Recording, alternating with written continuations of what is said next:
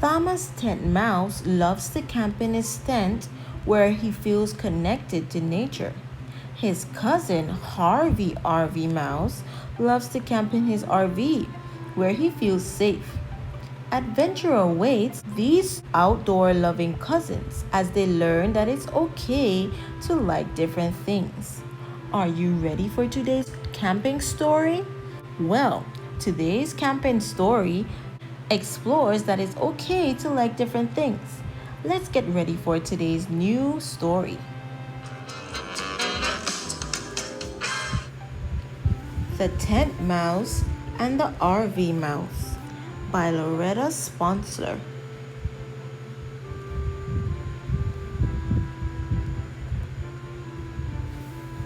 Leaf by leaf, bloom by bloom, spring had pushed its way past winter.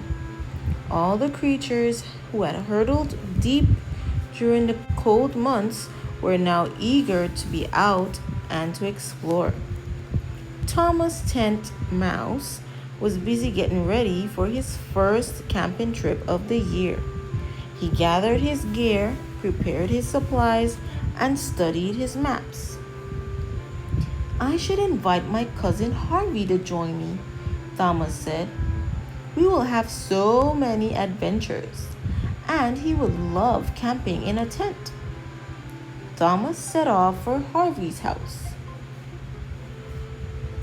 Harvey, let's go camping together. Sounds like a splendid plan, Thomas. My RV is ready to go. I was hoping, Harvey, that you would join me camping in my tent. After all, in a tent, you are closer to nature, right in the action. Would we be safe in a tent, Thomas? A snake could slither in, or an owl could swoop down and eat us. We would be somebody's dinner all wrapped to go. Thomas laughed. Cousin, you worry too much. We will be fine. Besides, tents are the only way to camp. Harvey RV Mouse did not agree that tents were the only way to camp, but he loved his cousin, so he agreed to the adventure. At first light, the cousins set out. They hiked many miles and saw many things. By dinner time, they reached their campsite. The cousins went straight to work setting up the tent. They gathered wood and built a fire. Thomas cooked dinner over the flames. They roasted marshmallows and told stories. Harvey looked around, but he saw no other tents, only trees and shadows. He inched closer to the fire, but worry had begun to grow inside him. As it grew dark, the cousins zipped up the tent and crawled into their sleeping bags.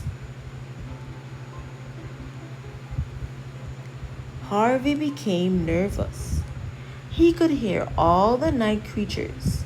Something scratched and slithered nearby, and an owl screeched overhead. He imagined all the things that could eat them during the night. To make matters worse, rocks stabbed his side as he lay down. Harvey buried his head in his pillow and dreamed of his strong RV where he felt safe. It was a long night.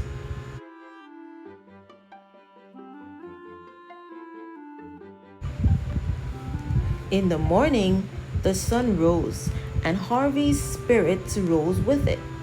The cousins were happy once more, and the day was filled with many amazing adventures. When the mice returned to their campsite, Harvey's heart sank. He felt that their fun day would be spoiled by another night in the tent. It looks like a storm is coming, Thomas said. We better get to bed. That night, the wind raged, and the tent raged with it. Lightning flashed and thunder boomed. Rain drenched the tent. Soon a leak sprang open, right on Harvey's head. Drip, drip, drip all night long.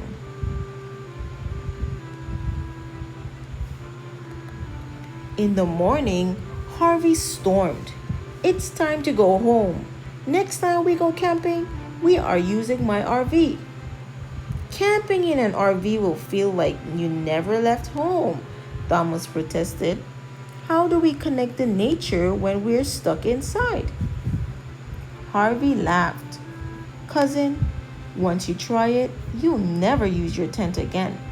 RVs are the only way to camp. Thomas Tent Mouse did not agree that RVs were the only way to camp, but he loved his cousin, so he agreed to the adventure. In 2 weeks' time, the cousins set out on their next camping trip. They drove many miles and saw many things. By dinner time, they reached their campsite. The cousins went straight to work setting up the RV. They set out chairs and rugs, even tablecloths and lanterns. Harvey cooked their dinner in his oven and served it on fancy plates. Thomas looked around, but he saw little nature, only row after row of other RVs. He heard motors humming and music coming from a distant radio. Thomas longed for his simple tent set in a secluded spot. As it grew dark, the cousins closed the door of the RV and crawled into their beds. Thomas became frustrated. They had traveled so far, but he felt like he was still in a house, not camping outdoors. He could not feel the wind, nor hear the night creatures, nor smell the blooming flowers. To make matters worse, a clock kept ticking and talking. Thomas buried his head in his pillow and dreamed of his own little tent where he felt connected to nature. It was a long night. In the morning, the sun rose, and Thomas's spirit rose with it. The cousins were happy once more, and the day was filled with new friends and many adventures. When the mice returned to the campsite, Thomas's heart sank. He felt that their fun day would be spoiled by another night in the RV. Looks like a storm is coming, Harvey said. We better get to bed. That night, the wind raged, lightning flashed, and thunder boomed. Thomas watched the storm from the window, but he felt nothing. No wind blew his whiskers, and no rain touched his fur. Blip, blip, blip, the thunder barely whispered in his ears. In the morning, Thomas stormed. It's time to go home. Next time we go camping, we are going in my tent. Harvey RV Mouse looked at his cousin, Thomas Tent Mouse, and smiled. Next time we go camping, I should stay in my RV.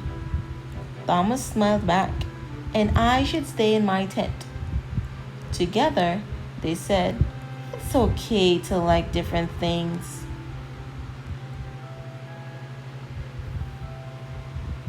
Today's story really made me want to camp out in a tent and in an RV just to see the differences between the two. Did you enjoy today's story? I hope you did. I'll see you guys soon with a new book. Bye! Remember to smash that like button and subscribe for more YouTube videos.